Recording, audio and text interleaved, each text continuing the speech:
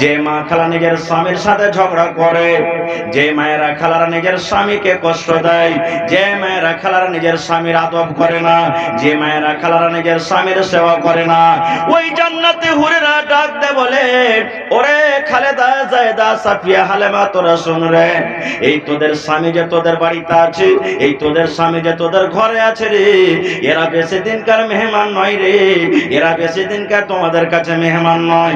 এদের জীবনকাল 80 বছর হবে, এদের জীবনকাল 50 বছর হবে, এদের জীবনকাল 100 বছর হবে, এদের জীবনকাল 40 বছর হবে।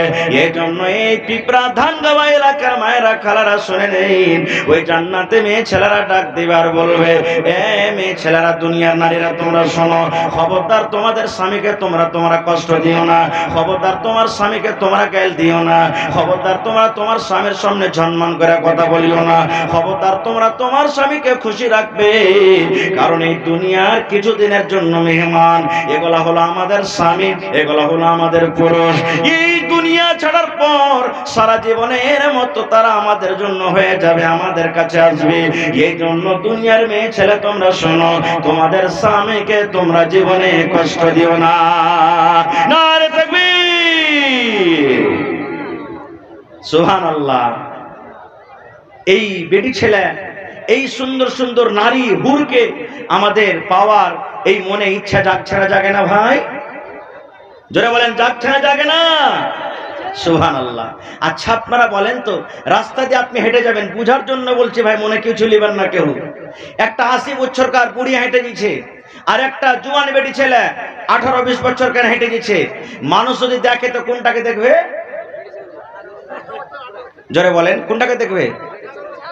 হ্যাঁ, আল্লাহ রাব্বুল আলামিন কোরআনে বলছেন, কোরআনের কথা বলছে বাইরে, ইন্নালিল মুত্তাকিনা মাফাজা হাদাইকা ওয়া আনাবা ওয়া কাওয়াইবা আতরাবা।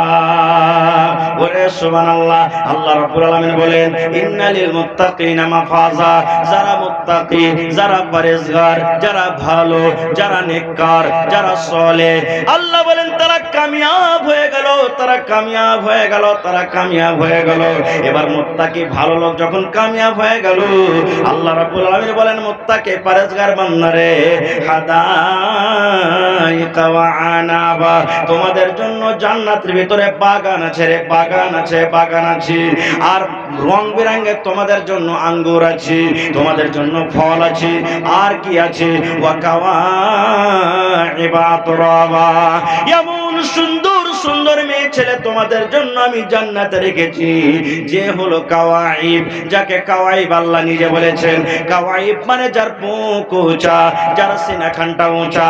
আপনারা দেখবেন একটা 80-85 বছর বুড়ির নিজের সিনা, নিজের ছাতি উঁচা হবে না, কিন্তু 18-20 বছরকার মেয়ে ছেলেকে দেখবেন তাদের সিনা উঁচা হয়, আর পুরুষ লোকের নজর সর্বপ্রথম কিন্তু তার দিকে পড়ে। আল্লাহ রাব্বুল আলামিন নিজে বলেন, বান্দারে, আমি মুত্তাকি পরেজগারের জন্য জান্নাতের ভিতর আমি মেয়ে ছেলে রেখেছি, যার সিনা বুকখানা উঁচা হবে। সুবহানাল্লাহ, এরকম মেয়ে ছেলেকে আমি রেখেছি। ওখানে দুধের নহর আছে, যখন ইচ্ছা দুধ পান করতে পারবেন, তবে দুনিয়ার মতন দুধ নয়। ওখানে মধু আছে, তবে দুনিয়ার মতন শাহাদ মধু নয়। ওখানে আপনার শরাব আছে, তবে দুনিয়ার মতন শরাব নয়। যে শরাব মানুষ পান করতে গেলে মুখ দিয়ে কথা ভালোভাবে বার হইবে না, নেশা লেগে যাবে, এ দুনিয়ার শরাব নাই। আচ্ছা আপনারা বলেন তো, ঘটনা আপনারা শুনেছেন বা পড়েছেন, আল্লাহ নবী সাল্লাল্লাহু আলাইহি সাল্লাম একদিন রাতের বেলাতে ঘুমিয়েছিলেন, জিবরিল ফেরেশতা এলেন, নবীকে নিয়ে গেলেন। সেই রাতের নাম হলো মেরাজ, তাকে শবে মেরাজ বলা হয়েছে।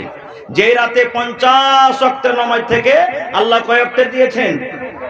জোরে বলেন, 5 ওয়াক্তের নামাজ। সেই রাতটার নাম কি? শবে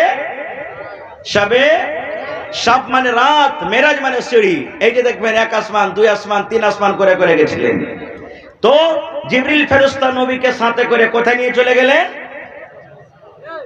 মসজিদ আকসা, ফিলিস্তিন, যেখানে লড়াই যুদ্ধ চলছে, চলে না, ওইখানে গেলেন। দেখছেন, ওরে আল্লাহ, আদম থেকে নিয়ে ঈসা নবী পর্যন্ত যত দুনিয়াতে নবী সব হাজির আছেন, ওখানে সব হাজির আছেন। এবার 2 রাকাত কিন্তু নামাজ পড়াইতে হবে। কে নামাজ পড়াবে? ওখানে আদম নবী আছেন, ওখানে ইব্রাহিম নবী আছেন, ওখানে মুসা নবী আছেন, ওখানে নূহ নবী আছেন, ওখানে ঈসা নবী আছেন। আল্লাহুস সামাদ, দুনিয়াতে যত আল্লাহ রাব্বুল আমিন নবী পড়ালছেন সমস্ত নবীরা মওজুদ আছে। কে নামাজ পড়াবে? কে ইমাম হবে? কে নামাজ পড়াবেন? কে ইমাম হবে? ওরে সুবহানাল্লাহ, ইমামুল আম্বিয়া নবী মুহাম্মদ সাল্লাল্লাহু আলাইহি সাল্লাম কিন্তু ইমাম হয়ে গেলেন। কাদের ইমাম? আমাদের আপনাদের মতন সাধারণ মানুষের ইমাম নয়। নবীজি ইমাম হলেন বাইতুল মুকাদ্দাসে, নবীজি ইমাম হলেন ফিলিস্তিনের মসজিদে, মসজিদ আকসাতে। ওরে সুবহানাল্লাহ, যেটা হলো নবীদের ঈমান। নবীরা হলেন মুক্তাদি, আদম নবী হলেন মুক্তাদি, ইসহাক নবী মুক্তাদি, ইব্রাহিম নবী মুক্তাদি, ইদ্রিস নবী মুক্তাদি, সমস্ত নবীরা মুক্তাদি হয়ে গেলেন। আর আমার আপনার দয়ার নবী মুহাম্মদ সাল্লাল্লাহু আলাইহি সাল্লাম হয়ে গেলে ইমাম। 2 রাকাত নামাজ পড়িয়ে দিলেন। নামাজ পড়ার পর আমার আপনার বাড়িতে যদি মেহমান আসে তার স্বাগত করি না করি না?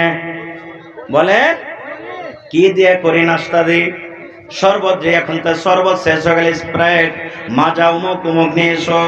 আল্লাহ রাসূল বসে গেলেন, জিবরিল আমিন নবীর পাঞ্জরে বসে আছেন।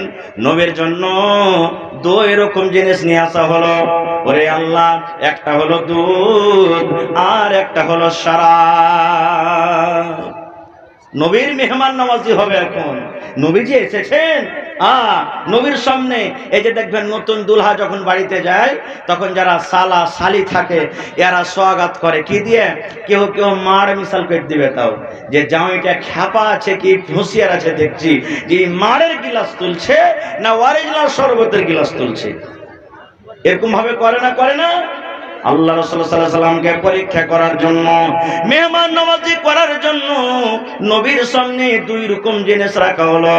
একটা হলো শরাব, শরাব ভরা গিলাস রাখা হলো, আর একটা হলো দুধের গিলাস।